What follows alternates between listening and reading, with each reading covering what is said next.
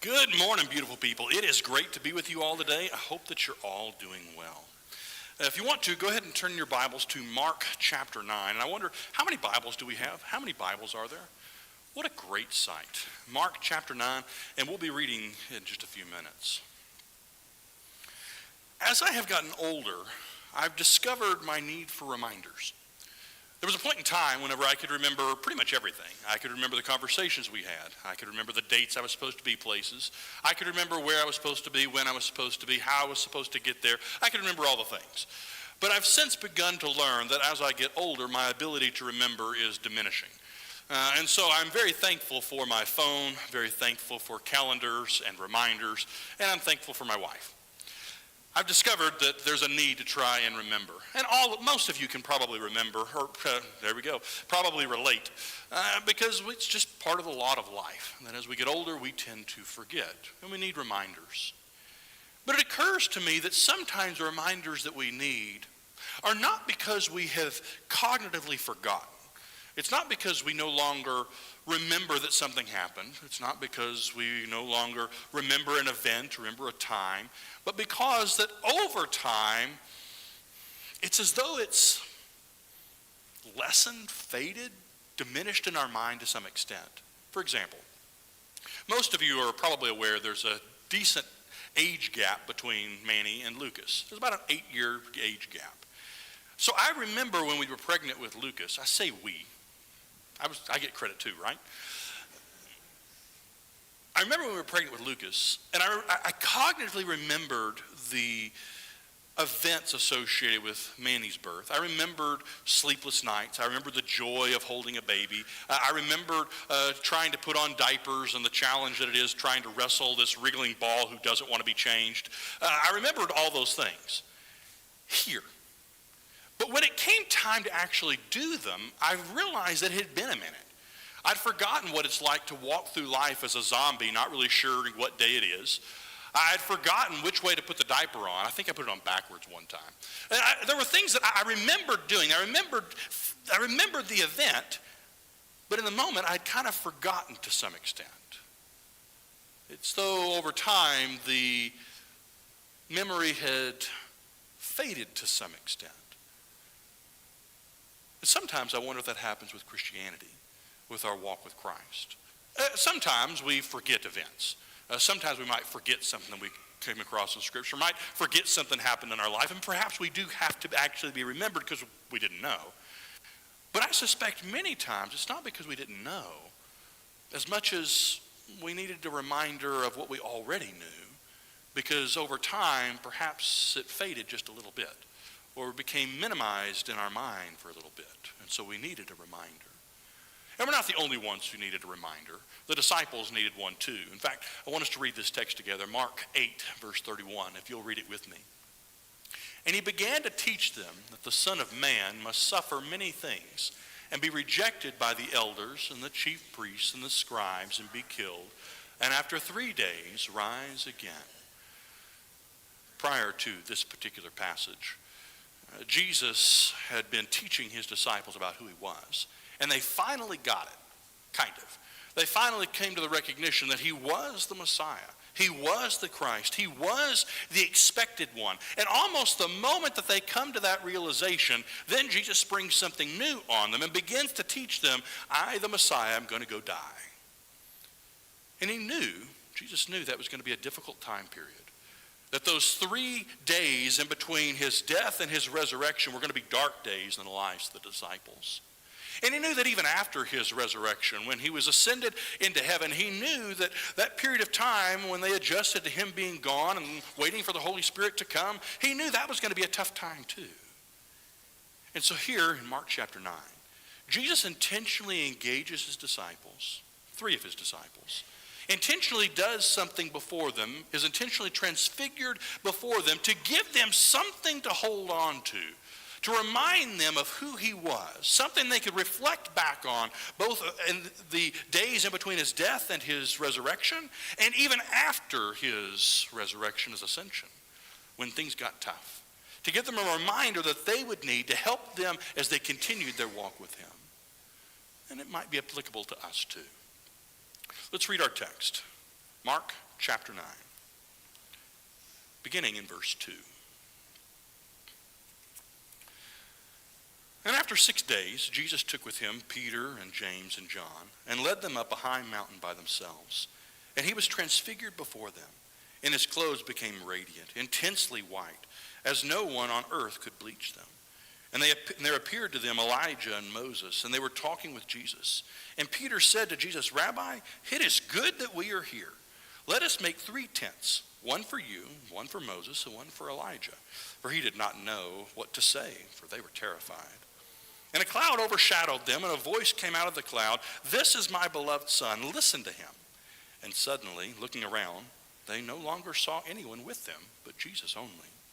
And as they were coming down the mountain, he charged them to tell no one what they had seen until the Son of Man had risen from the dead. So they kept the matter to themselves, questioning what this rising from the dead might mean. And they asked him, "Why do the scribes say that Elijah must come first?" And he said to them, "Elijah does come first to restore all things. And how is it written of the Son of Man that he should suffer many things and be treated with contempt? But I tell you that Elijah has come, and they did to him whatever they pleased, as it is written of him."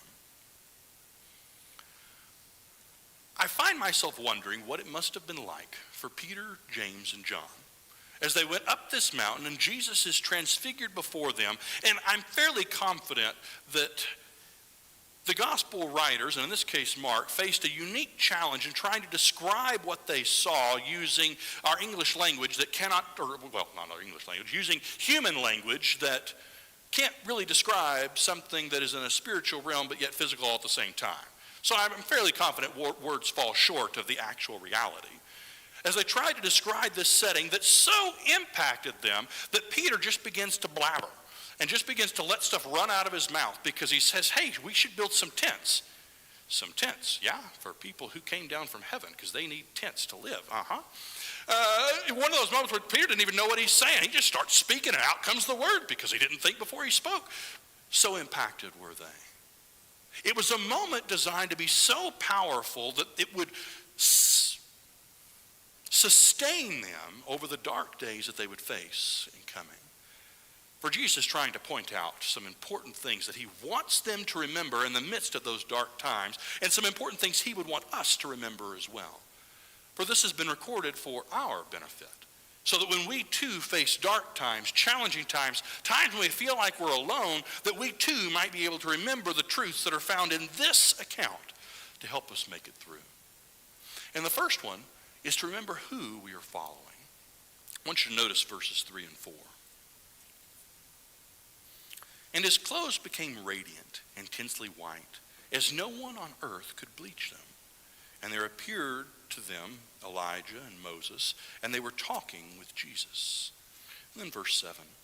And a cloud overshadowed them, and a voice came out of the cloud, "This is my beloved Son, listen to him." I want you to notice the symbolism that occurs within these verses. One is just the shininess, that Jesus is transfigured in such a way that they can really only describe it as completely, utterly white, whiter than anything we've ever seen before, describing his glory and his purity and his might. You might remember that they go up to the top of a mountain.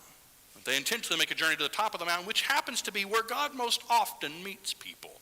You might remember he meets Elijah on a mountain. He meets Moses on a mountain when they're alive. God has a tendency to meet people on a mountain and to be present at the top of a mountain.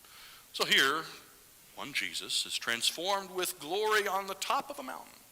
And this smoke begins to emerge, this cloud. More specifically, it's what the Jews would refer to as the Shekinah. What it is it's the glory of God. You might remember that as Israel is making their way through the wilderness towards the promised land, that they are led by a pillar of fire and a cloud of smoke.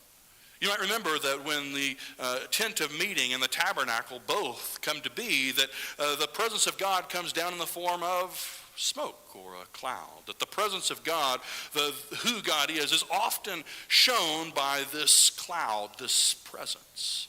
It's as if to scream here on the top of this mountain who it is that the disciples are interacting with. That yes, it's the Messiah. Yes, it's the Christ, but that the Christ, the Messiah, is God, God in the flesh. And to top it all off, to try and make it just a little bit more clear, a voice speaks, and I would really wish I knew what the voice of God sounded like. In my mind, it sounds something like this: "This is my son." I don't know that it does, but I feel like it'd be weird if it was, "This is my son." I think it should be more like, "This is my son." But either way, this voice speaks to emphasize the reality of who it is that they're speaking to, who it is that is there. For in the dark days that were to come, they were to remember who exactly were they following. They were following God.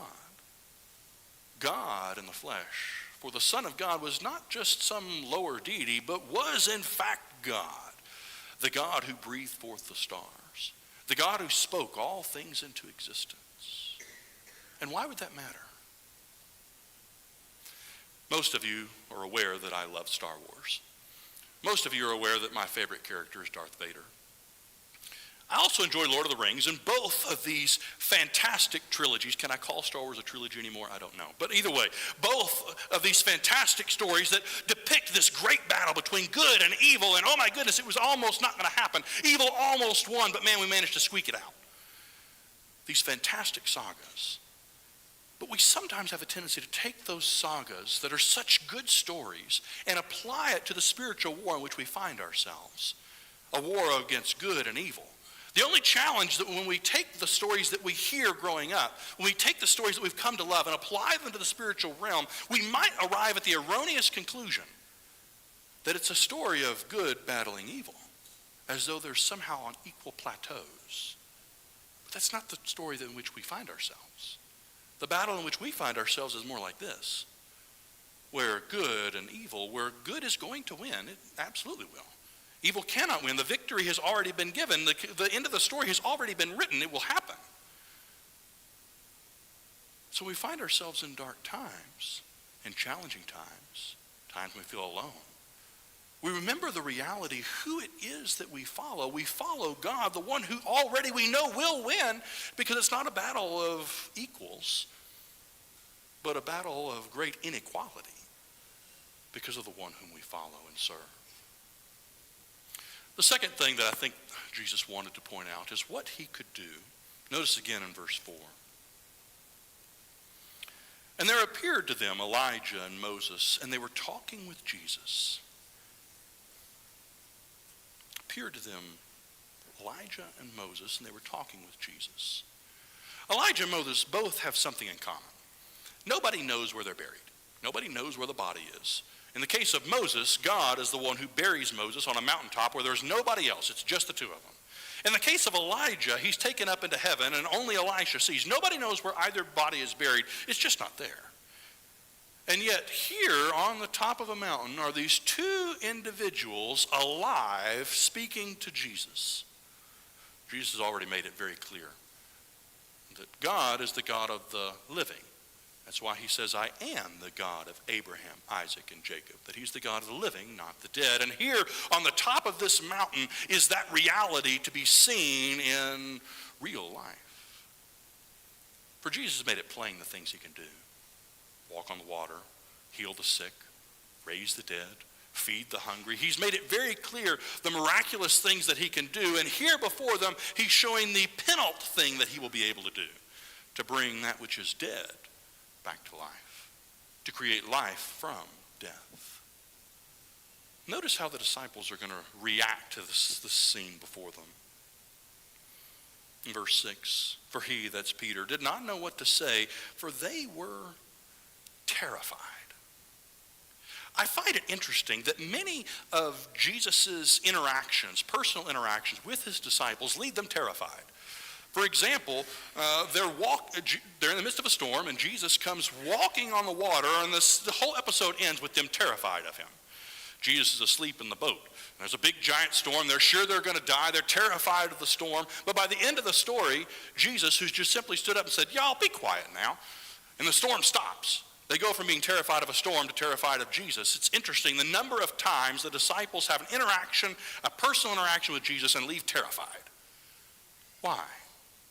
Why would Jesus want his disciples to be terrified? Why would he keep coming to them and having interaction with them where they would be horrified, terrified of what they saw? Because the terror was essential to understanding who he was and what he was doing. We've said before, the theme of Mark is the suffering servant. For Jesus came not to be served, but to serve. And throughout the gospel, it's all about actions that Jesus does, miracles that he does to show that he is the servant. And the penalty, of course, will be his sacrifice on the cross. But it's all about the suffering servant and what Jesus has done. But to understand the depth of what suffering servant means, we have to understand who exactly Jesus is, that he is God. And what does that mean? It means that nothing is impossible for God. For he spoke and everything came into being. He didn't have to exert much effort. There was no sweat. He just spoke and it happened.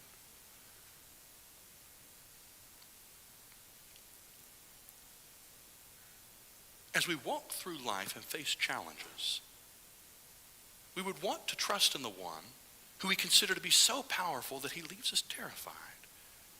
Because what would happen if he were against us? That's why the fear of the Lord is the beginning of wisdom. Because to understand who God is begins with understanding just how big and just how mighty, how strong and how awesome he truly is. That he need only speak and it happen. But Jesus remains with them despite all of that power. Comes as a servant despite all of that power. Those of you familiar with the Marvel Cinematic Universe might remember the character by the name of the Watcher. All he does is watch. Great power. He can do pretty much just about anything he wants to. But he can't interact or chooses not to interact with the world that happens to be around him. He can see horrible things happen and does nothing at all because he is the watcher. He merely watches. And sometimes we might arrive at the false conclusion that that is the God that we serve. This mighty, powerful being who watches. For he sees it all. But that would be false. Because he came to live amongst humanity, to serve humanity. He who did not have to be served, or he who should have been served, did not have to serve, who had the power to command anyone to do whatever he wanted to do, came to serve. Because our God not only has the power to impact the world in which we live, to impact our lives, he cares enough to come and interact with us. So we remember what it is that Jesus can do. That he can do all things and has all power, and he cares enough about us to impact our lives and interact with our lives. And lastly, where it is that Jesus is leading. Notice our text again. And his clothes became radiant, intensely white, as no one on earth could bleach them. And they appeared to them, Elijah and Moses, and they were talking with Jesus. Why Elijah? Why Moses? Well, these are not the only biblical characters who were important to Israel. They're not the only biblical characters who had passed and could have been shown to be alive. After all, those Abraham, I am the God of Abraham and Isaac, why not bring them back? Why not show the disciples them? But when we think in terms of the Old Testament as a whole, there are kind of two individuals who essentially summarize everything. For it is often referred to as the law and the prophets. That's why Jesus will say the law and the prophets hang on these two. Love the Lord your God with all your heart, soul, strength, and mind. Love your neighbor as yourself. The law and the prophets summarize the entire Old Testament. Well, Moses is the lawgiver, the law. The prophets, Elijah is arguably the greatest of all the prophets and is most often associated with the prophets. So we have the law and the prophets present there with Jesus, emphasizing that he is the culmination. He is the culmination that the law and the prophets were leading to. He's the one that the law and the prophets were pointing to. He is where everything was going to. For he, Jesus, is leading to a new promised land. A promised land that Moses is going to be able to be in. For you might recall that Moses doesn't make it to the promised land. He dies outside the promised land, but not with Jesus. Because there with Jesus, he's made it in. That Jesus is leading to a new promised land, to a place of a new kingdom. And in the midst of those dark days, while the disciples were trying to consider what they were to do, They were to remember not only who they followed, not only the power that he had, but ultimately where it is that he was leading a new kingdom, a new earth, a new promised land. I remember teaching Manny to ride his bike. I remember it was quite the process. For when Manny first got his bike, his imagination, in case you didn't know, runs very wild.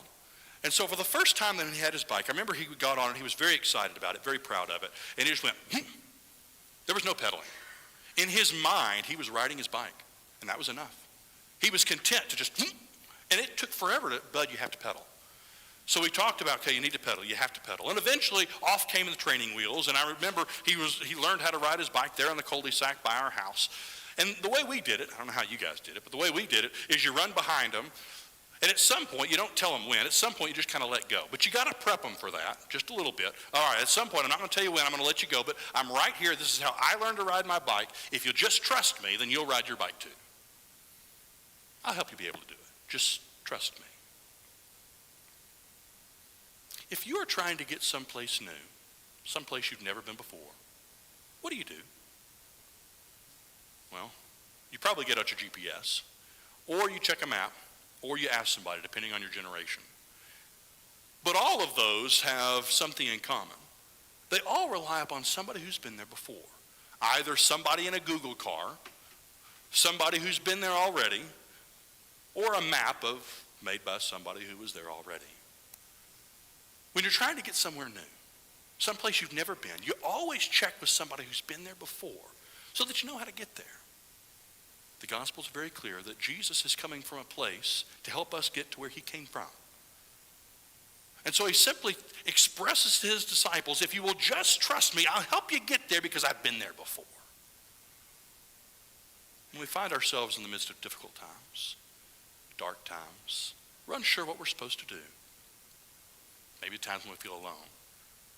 We remember who exactly it is that we follow. That the name Jesus is not just simply the name of some guy who was a loving dude, but the name of someone who is completely God in the flesh. The one who is able to bring life where there was no life. And the one who's able to help us get to where we would like to go. I want to conclude by, I thought about singing it, but we're just going to read the words instead. The things that I love and hold dear to my heart are just borrowed. They're not mine at all. Jesus only let me use them to brighten my life. So remind me, dear Lord. Roll back the curtain of memory now and then. Show me where you brought me from and where I could have been. Remember, I'm human, and humans forget. So remind me, dear Lord. We need to be reminded of the things we already know to be true.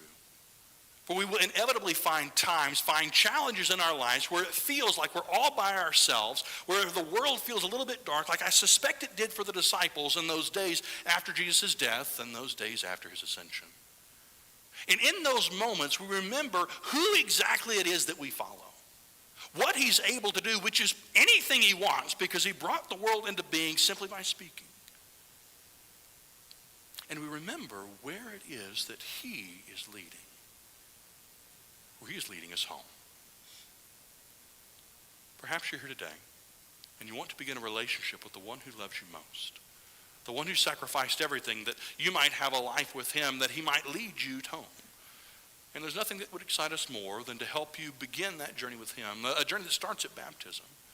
Or perhaps you're here today and you need the prayers of the church. If there's any way we can assist you, won't you come as together we stand and sing.